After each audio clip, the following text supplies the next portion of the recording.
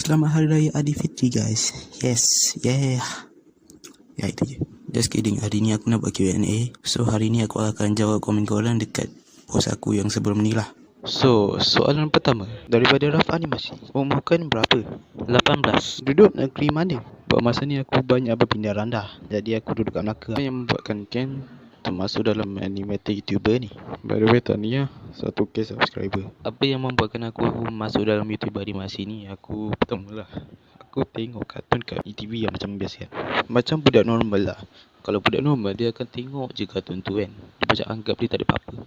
Tapi macam aku lain sikit. Sebab kan aku ni banyak berimajinasi. Jadi aku pun nak ikut sekali lah kan. Macam berbidang dalam animasi ni juga kan. Tapi aku nak upload karya aku kat mana.